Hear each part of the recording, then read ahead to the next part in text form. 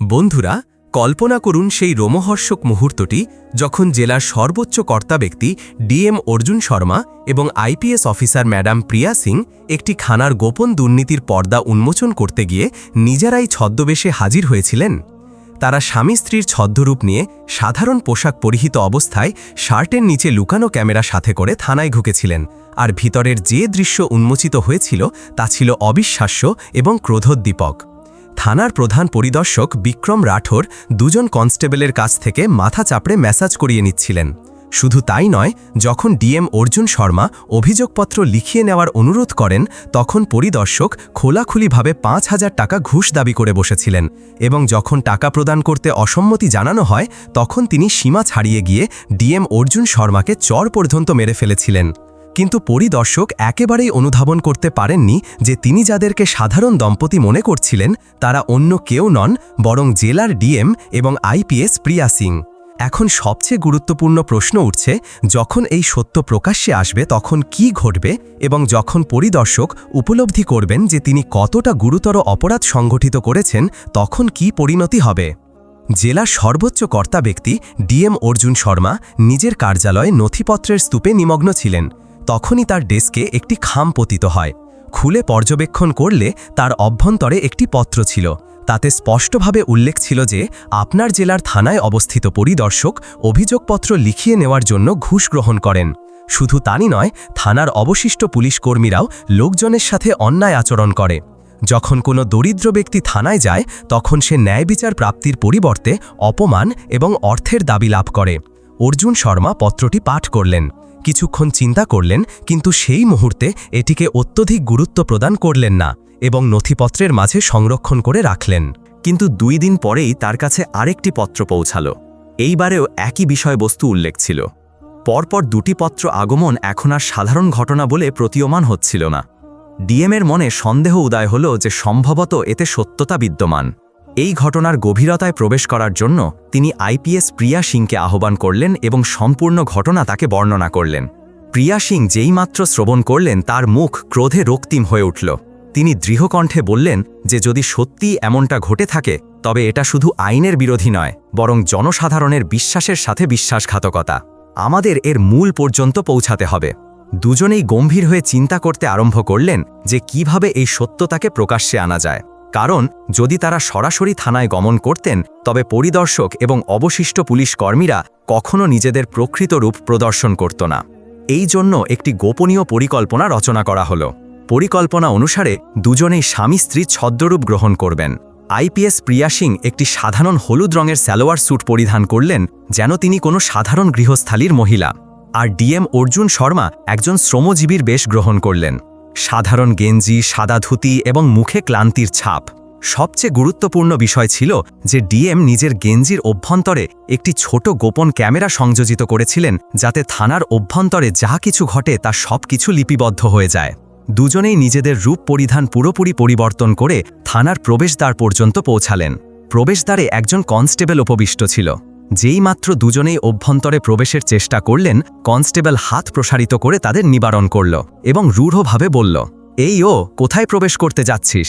জানিস না নাকি থানার অভ্যন্তরে প্রবেশের জন্য 500 টাকা প্রয়োজন? অর্থ প্রদান করো, না হলে বাইরে অবস্থান করো। এই কথা শ্রবণ করে ডিএম অর্জুন শর্মার রক্ত উত্তপ্ত হয়ে উঠল, কিন্তু তিনি নিজের ক্রোধ নিয়ন্ত্রিত করলেন। তিনি পকেট থেকে 200 টাকা উত্তোলন করে কনস্টেবলের দিকে প্রসারিত করলেন, কিন্তু কনস্টেবল হাত দিয়ে অর্থটা সরিয়ে দিল এবং অবজ্ঞার সাথে বলল, কি ধারণা করেছিস আমাকে? ভিক্ষুক নাকি? 500 টাকা বলেছি তো 500ই প্রয়োজন, অন্তত 400 টাকা তো প্রদান করতেই হবে।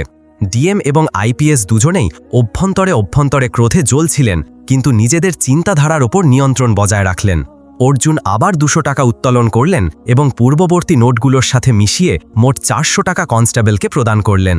কনস্টেবল এক দৃষ্টিতে দৃষ্টিপাত করল, তারপর অর্থটা নিজের পকেটে সংরক্ষণ করল এবং উদাসীনভাবে বলল, এখন গমন করো অভ্যন্তরে। যেইমাত্র দুজনেই থানার অভ্যন্তরে পৌঁছালেন, তাদের সম্মুখের দৃশ্য দেখে তারা বিস্মিত হয়ে গেলেন।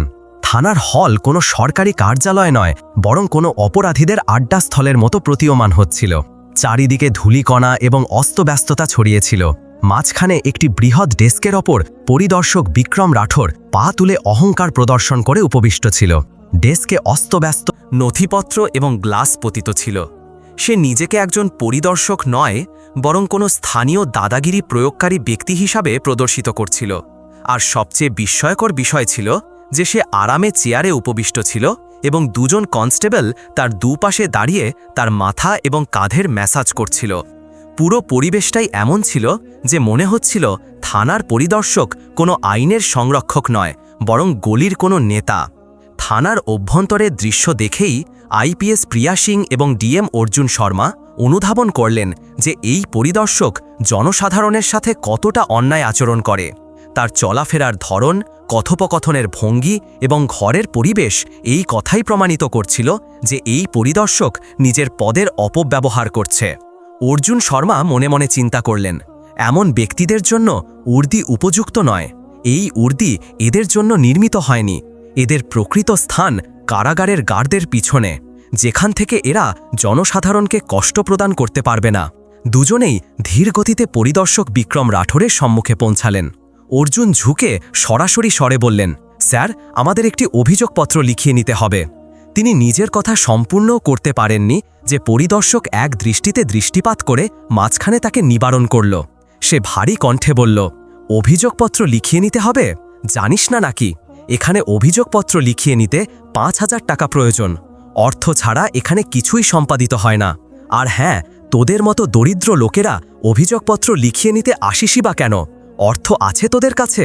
এই কথা শ্রবণ করে অর্জুন শর্মার রক্ত উত্তপ্ত হয়ে উঠল, কিন্তু তিনি নিজের প্রকৃত পরিচয় গোপন করে সংযমের সাথে বললেন, স্যার, আপনি কিসের জন্য অর্থ দাবি করছেন? অভিযোগপত্র লিখিয়ে নেওয়া প্রত্যেক নাগরিকের অধিকার। আইনে কোথাও উল্লেখ নেই যে অভিযোগ নথিভুক্ত করার জন্য জনসাধারণের থেকে অর্থ গ্রহণ করা হবে। এটা তো স্পষ্ট ঘুষ, আর ঘুষ গ্রহণ করা আইনত অপরাধ।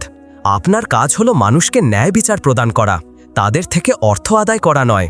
এই কথা শ্রবণ করেই বিক্রম রাঠোর ক্রুদ্ধ হয়ে চেয়ার থেকে সামনে ঝুঁকে এলো এবং গর্জন করে উঠল, এই, অত্যধিক আইনের জ্ঞান প্রদান করিস না। এখানে শুধু আমার আইন প্রচলিত। তুই আমাকে আইন শিক্ষা দিতে এসেছিস নাকি? অর্থ থাকলে অভিযোগপত্র লিখা হবে, না হলে দূর হয়ে যা। আর যদি অত্যধিক কথা বলিস তো চলার মতোও রাখব না। এই কথা বলে সে নির্লজ্জের মতো মোবাইল উত্তোলন করে তাতে স্ক্রল করতে আরম্ভ করল, যেন সামনে কোনো মানুষ নয়, বরং কোনো কীটপতঙ্গ দাঁড়িয়ে আছে। অর্জুন শান্ত কণ্ঠে বললেন, স্যার, আমাদের কাছে এত অর্থ নেই, কিন্তু যদি আপনি চান তবে আমাদের কাছে ২,০০০ টাকা আছে। আপনি কি তাতে অভিযোগপত্রটা লিখে দেবেন? পরিদর্শকের মুখ ক্রোধে রক্তিম হয়ে উঠল। সে চেয়ার থেকে উঠে হঠাৎ জোরে একটি চড় অর্জুন শর্মার গালে মেরে দিল। পুরো ঘর সেই চড়ের প্রতিধ্বনিতে ভরে গেল। প্রিয়া সিংয়ের জন্য এই দৃশ্য অসহনীয় ছিল। তার ক্রোধ সীমা অতিক্রম করে গেল এবং সে সাথে সাথে পরিদর্শকের ওপর আক্রমণ করার জন্য প্রস্তুত হয়ে গেলেন। কিন্তু তখনই অর্জুন তার হাত গ্রহণ করলেন, চোখ দিয়ে ইঙ্গিত করলেন যে ধৈর্য ধারণ করো। তার মুখে ক্রোধ এবং ধৈর্যের মিশ্রিত ভাব ছিল। এর প্রত্যেকটা মুহূর্ত ক্যামেরায় লিপিবদ্ধ হচ্ছিল। এটাই তার বিরুদ্ধে সবচেয়ে বৃহৎ প্রমাণ হবে। এই চিন্তা করে তিনি নিজের ক্রোধ নিয়ন্ত্রিত করে নিলেন। পরিদর্শক নির্লজ্জের মতো হাস্য করে আবার বলল, কি ধারণা করেছিস আমাকে, কোনো ভিক্ষুক নাকি? ৫,০০০ টাকা বলেছিলাম, ৫,০০০ই প্রয়োজন, আর তুই শুধু ২,০০০ টাকা নিয়ে এসেছিস। এখন তাড়াতাড়ি উত্তোলন কর, না হলে তোকে এখান থেকে এমন অবস্থায় বহিষ্কার করব যে আবার গৃহে প্রত্যাবর্তনের মতো থাকবি না, বুঝলি? অভিযোগপত্র লিখিয়ে নেওয়ার যোগ্যতা নেই তো এখানে মুখ প্রদর্শন করতে এসেছিস কেন? এই কথা বলে সে আবার মোবাইল হাতে গ্রহণ করল এবং স্ক্রিনে চোখ স্থির করে দিল, যেন সামনে দাঁড়িয়ে থাকা মানুষগুলোর কোনো গুরুত্বই নেই। আর এদিকে ডিএম অর্জুন শর্মা এবং আইপিএস প্রিয়া সিংয়ের মুখে এখন সংযম এবং সন্তোষ দুটোই দৃশ্যমান ছিল। সংযম এই জন্য যে তারা এখনও পর্যন্ত নিজেদের পরিচয় প্রকাশ করেননি, আর সন্তোষ এই জন্য যে পরিদর্শকের নোংরা কার্যকলাপ ক্যামেরায় লিপিবদ্ধ হয়ে গিয়েছিল। এখন শুধু সময়ের প্রতীক্ষা ছিল সঠিক সুযোগে এই দুর্নীতিগ্রস্ত পরিদর্শককে তার পদ এবং অহংকার সমেত মাটিতে নামিয়ে আনার। থানার অভ্যন্তরে অপমান এবং ঘুষের সীমা দেখেও ডিএম অর্জুন শর্মা এবং আইপিএস প্রিয়া সিং নিজেদেরকে নিয়ন্ত্রিত রেখেছিলেন। তাদের উদ্দেশ্য শুধু ক্রোধ প্রদর্শন করা ছিল না, বরং এই পরিদর্শকের কালো কীর্তিগুলোর পুরো সত্যতা প্রমাণ সমেত প্রকাশ করা ছিল। দুজনেই একে অপরের দিকে দৃষ্টিপাত করলেন এবং আস্তে করে মাথা নিচু করে কানে কানে বললেন, চলো দেখি এ কোন সীমা পর্যন্ত যেতে পারে। এরপর অর্জুন পকেট থেকে ৪,০০০ টাকা উত্তোলন করে পরিদর্শক বিক্রম রাঠোরের দিকে প্রসারিত করলেন। যেইমাত্র নোটগুলো তার হাতে পৌঁছালো, তার চোখ চকচক করে উঠল। সে উদাসীনভাবে অর্থ পকেটে সংরক্ষণ করল এবং অহংকার প্রদর্শন করে বলল, এখন বলো, অভিযোগপত্রে কি লিখিয়ে নিতে হবে? অর্জুন চাপা কণ্ঠে বললেন, স্যার, আমরা কৃষক, আমাদের জমি গ্রামের জমিদার দখল করে নিয়েছে। সে বলছে যে এখন এই জমি তোমরা পাবে না। প্রতারণা করে সে আমাদের জমি নিজের নামে করে নিয়েছে। স্যার, যদি আমাদের জমি না থাকে তবে আমরা ফসল উৎপাদন করতে পারবো না। ফসল না হলে আমরা কি ভক্ষণ করব? আমাদের শিশুরা না খেয়ে মারা যাবে। দয়া করে আমাদের জমি প্রত্যাবর্তন করুন। এই কথা শ্রবণ করে পরিদর্শক বিক্রম রাঠোর জোরে হাস্য করে উঠল। এরপর মুখ বিকৃত করে বলল, আরে, প্রমাণ কোথায় আছে তোমাদের কাছে? প্রমাণ আছে যে জমিদার জমি দখল করেছে? যদি এমনটা ঘটেও থাকে তবে এতে আমাদের কি দোষ? নিজের কাজ নিজে সম্পাদন করো। এখানে এসে আমাদের মস্তিষ্ক নষ্ট করো না। আর শোনো, ওই জমিদার গ্রামের সবচেয়ে বৃহৎ ব্যক্তি, তার বিরুদ্ধে আমরা যেতে পারি না, বুঝলি? এখন বহিষ্কার হও এখান থেকে। পরিদর্শকের কথায় এত অন্যায়, এত নির্লজ্জতা ছিল যে প্রিয়া সিংয়ের রক্ত উত্তপ্ত হয়ে উঠল। তার মুষ্টি শক্ত হয়ে গেল। মনে মনে তিনি স্থির করে নিলেন, এই পরিদর্শককে এমন শিক্ষা প্রদান করব যে সে জনসাধারণের সাথে অন্যায় আচরণ করা তো দূর, কোনো দরিদ্রের দিকে চোখ তুলে দৃষ্টিপাত করারও সাহস করবে না। কিন্তু দুজনেই নিজেদের মুখে ধৈর্য বজায় রাখলেন। অর্জুন মিনতি করে বললেন, স্যার, জনসাধারণের সংরক্ষণ করা, তাদের ন্যায় বিচার প্রদান করা, অপরাধ নিবারণ করা, এটাই তো পুলিশের কাজ। কিন্তু আপনি তো সরাসরি অস্বীকার করে দিচ্ছেন। আমাদের জমি চলে গেছে, আমরা এখন কোথায় যাব? আমাদের শিশুরা রাস্তায় এসে যাবে। স্যার, দয়া করে অভিযোগপত্রটা লিখুন। কিন্তু বিক্রম রাঠোর আরও ক্ষুব্ধ হয়ে উঠল। সে ডেস্কের ওপর হাত চাপড়ে চিৎকার করল, কতবার বলবো, অভিযোগপত্র লিখাস হবে না, বুঝলি? অত্যধিক কান খাবি না, না হলে ধাক্কা মেরে বাইরে বহিষ্কার করে দেব। তাড়াতাড়ি দূর হয়ে যা। এই কথা বলে সে আবার মোবাইলে চোখ লাগিয়ে উপবিষ্ট হয়ে গেল, যেন সামনে দাঁড়িয়ে থাকা মানুষগুলোর কোনো অস্তিত্বই নেই। এইবার অর্জুন শর্মা এবং প্রিয়া সিং পুরোপুরি নিশ্চিত হয়ে গিয়েছিলেন যে তাদের কাছে এই পরিদর্শকের বিরুদ্ধে প্রমাণ সংগৃহীত হয়ে গেছে। ঘুষ গ্রহণ, জনসাধারণকে অপমান করা এবং অভিযোগপত্র না লেখা সবকিছু ক্যামেরায় লিপিবদ্ধ হয়ে গিয়েছিল। দুজনেই একে অপরের দিকে দৃষ্টিপাত করলেন এবং চুপচাপ থানা থেকে বহিষ্কৃত হলেন। বিক্রম রাঠোর একেবারেই অনুধাবন করতে পারেননি যে তিনি যাদের সাথে আজ অভদ্রতা করেছেন, যাদের থেকে ঘুষ গ্রহণ করে অভিযোগপত্র লিখতে অস্বীকার করেছেন, তারা কোনো সাধারণ ব্যক্তি নন, বরং জেলার ডিএম এবং আইপিএস ছিলেন। থানা থেকে বহিষ্কৃত হয়েই দুজনেই সরাসরি ডিএম কার্যালয়ে পৌঁছালেন। সেখানে উপবিষ্ট হয়ে তারা পরবর্তী পদক্ষেপের পরিকল্পনা রচনা করলেন। প্রিয়া সিং দৃঢ় কণ্ঠে বললেন, এখন সময় এসেছে যে এই পরিদর্শককে পুরো জেলার সম্মুখে প্রকাশ করা হবে। একে শুধু সাসপেন্ড নয়, বরং আদালতে উপস্থিত করতে হবে, যাতে অবশিষ্ট পুলিশ কর্মীরাও শিক্ষা গ্রহণ করে যে জনসাধারণের সাথে অন্যায় আচরণ করলে তার পরিণতি কি হয়। অর্জুন মাথা নেড়ে সম্মতি প্রদান করলেন এবং বললেন, সব প্রমাণ আমাদের কাছে বিদ্যমান। ঘুষ, গালিগালাজ, জনসাধারণের সাথে অন্যায় সবকিছু ক্যামেরায় লিপিবদ্ধ আছে। এখন একে রক্ষা করার মতো কেউ নেই। দুজনেই সেই রাত গভীর রাত পর্যন্ত কার্য সম্পাদন করলেন এবং মামলার পুরো নথি প্রস্তুত করলেন। পরের দিন সকালে যেইমাত্র মামলা আদালতে পৌঁছালো, পুরো জেলায় তোলপাড় আরম্ভ হয়ে গেল। এই খবর আগুনের মতো বিস্তৃত হয়ে পড়ল যে একজন বৃহৎ পরিদর্শকের বিরুদ্ধে ঘুষ গ্রহণ এবং জনসাধারণের সাথে অন্যায় আচরণ করার অভিযোগ দায়ের হয়েছে। আদালত চত্বরের বাইরে মিডিয়া সাংবাদিকদের ভিড় জমে গেল। ক্যামেরাম্যানরা নিজেদের চ্যানেলের জন্য লাইভ সম্প্রচার করছিল। বৃহৎ পুলিশ কর্তাব্যক্তি, জেলার নেতৃবৃন্দ এবং এমনকি মন্ত্রী পর্যন্ত নিজেদের যানবাহনে করে আগমন করতে আরম্ভ করলেন। পুরো এলাকা যানবাহনের লাইনে ভরে গিয়েছিল। তখনই হঠাৎ একটি কালো জিপ এসে থামল। দরজা উন্মুক্ত হল এবং বাইরে বহিষ্কৃত হলেন ডিএম অর্জুন শর্মা। ভিড় যেইমাত্র তাকে দৃষ্টিগোচর করল, ক্যামেরার ফ্ল্যাশ লাগাতার জ্বলতে লাগল। সেই যানবাহন থেকে সামনের আসন থেকে অবতরণ করলেন আইপিএস প্রিয়া সিং। তার মুখ গম্ভীর এবং আত্মবিশ্বাসে পরিপূর্ণ ছিল। ভিড়ের মাঝখান দিয়ে দুজনেই আদালতের অভ্যন্তরে প্রবেশ করলেন। আজ পর্যন্ত আদালতে এত ভিড় কখনো দৃষ্টিগোচর হয়নি। চারদিকে সাংবাদিক, পুলিশ কর্তাব্যক্তি এবং বৃহৎ নেতৃবৃন্দ দাঁড়িয়েছিলেন। বিচারক সাহেব নিজের চেয়ারে উপবিষ্ট ছিলেন এবং পুরো মামলাটি গুরুত্বের সাথে পর্যবেক্ষণ করছিলেন। আদালতের বিশাল হলে পিনপতন নীরবতা ছিল। সকলের চোখ বিচারক সাহেবের দিকে। সম্মুখে বাদীপক্ষে ডিএম অর্জুন শর্মা এবং আইপিএস প্রিয়া সিং উপবিষ্ট ছিলেন। প্রতিপক্ষ পক্ষে পরিদর্শক বিক্রম রাঠোর উর্দি পরিহিত অবস্থায় কিন্তু মুখে হালকা ভয়ার্ত ভাব গোপন করে উপস্থিত ছিলেন। বিচারক সাহেব হাতুড়ি বাজিয়ে কার্যধারা আরম্ভ করলেন এবং গম্ভীর কণ্ঠে বললেন, আজকের মামলা অত্যন্ত গুরুতর। একজন পরিদর্শকের বিরুদ্ধে ঘুষ গ্রহণ এবং জনসাধারণের সাথে অন্যায় আচরণ করার অভিযোগ বিদ্যমান। বাদীপক্ষ নিজেদের প্রমাণ উপস্থাপিত করুন।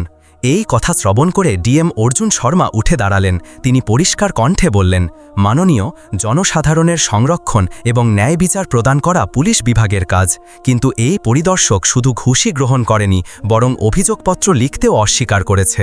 শুধু তাই নয়, সে একজন সাধারণ নাগরিককে অপমান করেছে এবং চড় পর্যন্ত মেরেছে। আমাদের কাছে এর দৃঢ় প্রমাণ বিদ্যমান। এরপর তিনি নিজের দলকে ইঙ্গিত করলেন। সাথে সাথে আদালতে একটি বৃহৎ স্ক্রিন সংযোজিত হল। যেই মাত্র ভিডিওটা চালানো হলো, পুরো হল স্তম্ভিত হয়ে গেল। স্ক্রিনে স্পষ্ট দৃশ্যমান ছিল প্রবেশদ্বারে কনস্টেবল ঘুষ দাবি করছে, অভ্যন্তরে পরিদর্শক বিক্রম রাঠোর ৫,০০০ টাকা দাবি করছে, অভিযোগপত্র লিখতে অস্বীকার করছে এবং তারপর ছদ্মবেশে থাকা ডিএমকে চড় মারছে। ভিডিওটা দেখেই আদালতে হইচই আরম্ভ হয়ে গেল। মিডিয়া সাংবাদিকরা সাথে সাথে ক্যামেরার সম্মুখে দাঁড়িয়ে লাইভ রিপোর্টিং আরম্ভ করল। দেখুন কিভাবে একজন পরিদর্শক জনসাধারণের সাথে অন্যায় আচরণ করে। এখন সত্যতা সকলের সম্মুখে। বিক্রম রাঠোর ঘরমাক্ত হয়ে গেল, তার চোখ নত হয়ে গেল। তার আইনজীবী তাকে রক্ষা করার চেষ্টা করলেন। মাননীয়, এই ভিডিওটা মিথ্যাও হতে পারে, এটা সম্পাদিত করা হয়েছে। কিন্তু তখনই প্রিয়া সিং উঠে দাঁড়ালেন। তিনি দৃঢ় কণ্ঠে বললেন, মাননীয়, এই ভিডিওটা কোনো সাধারণ ব্যক্তি নয়, বরং স্বয়ং আমি এবং ডিএম সাহেব লিপিবদ্ধ করেছি। আমরা দুজনে ছদ্মবেশ গ্রহণ করে থানা পরিদর্শন করেছিলাম। আমরা এই সব কিছু নিজের চোখে দর্শন করেছি এবং সহ্য করেছি। এই প্রমাণ শুধু প্রকৃতই নয়, বরং প্রত্যেকটা মুহূর্তের রেকর্ডিং বিদ্যমান। তার এই কথা শ্রবণ করে আদালতে উত্তেজনা আরও বৃদ্ধি পেল। বিচারক সাহেব কয়েক মুহূর্ত চিন্তা করলেন। এরপর ক্রোধের সাথে বিক্রম রাঠোরের দিকে দৃষ্টিপাত করলেন এবং বললেন, একজন পুলিশকর্তা ব্যক্তির কাজ হল জনসাধারণের সংরক্ষণ করা, কিন্তু তুমি নিজের পথ ব্যবহার করেছ জনসাধারণকে ভয় প্রদর্শন এবং লুট করার জন্য। তোমার মতো ব্যক্তিরা পুলিশ বিভাগের নামের উপর একটা কলঙ্ক। এরপর তিনি আদেশ ঘোষণা করলেন, পরিদর্শক বিক্রম রাঠোরকে অবিলম্বে সাসপেন্ড করা হচ্ছে। একই সাথে দুর্নীতি এবং পদের অপব্যবহারের অভিযোগে 10 বছরের দণ্ড দেওয়া হচ্ছে। বিচারক সাহেবের হাতুড়ির আওয়াজ প্রতিধ্বনিত হল এবং পুরো আদালত হাততালিতে ভরে উঠল। মিডিয়া সাথে সাথে খবরটি প্রকাশ করে দিল। বিক্রম রাঠোরকে আদালত থেকেই পুলিশকর্মীরা হাতকড়া পরিয়ে বাইরে নিয়ে গেল। তার মুখ নত ছিল এবং চোখে পরাজয় ও লজ্জা স্পষ্ট দৃশ্যমান ছিল। আর এদিকে আদালতের বাইরে দাঁড়ানো জনসাধারণ ডিএম অর্জুন শর্মা এবং আইপিএস প্রিয়া সিংকে হাততালি এবং স্লোগান দিয়ে স্বাগত জানালো। লোকেরা চিৎকার করছিল, আইপিএস প্রিয়া সিং জিন্দাবাদ, ডিএম অর্জুন শর্মা জিন্দাবাদ। প্রিয়া সিং জনসাধারণের দিকে দৃষ্টিপাত করে বললেন, এই বিজয় শুধু আমাদের নয়, বরং পুরো জেলার। এখন কোনো কর্তা ব্যক্তি জনসাধারণের অধিকার নিয়ে খেলা করার সাহস করবে না। অর্জুন শর্মাও হাস্য করে বললেন, ন্যায় সর্বদা বিজয়ী হয়। অন্যায় যত বৃহৎই হোক না কেন, সত্য এবং প্রমাণের সম্মুখে তার পরাজয় নিশ্চিত। বন্ধুরা, যদি আপনাদের এই ভিডিওটা ভালো লেগে থাকে তবে দয়া করে এটিকে লাইক করুন, বেশি বেশি করে শেয়ার করুন এবং আমাদের চ্যানেল তাসনোভা ভয়েসকে সাবস্ক্রাইব করতে একদম ভুলবেন না, কারণ এখানে আপনারা এমনই রোমাঞ্চকর এবং সত্য ঘটনাভিত্তিক ভিডিও পেতে থাকবেন।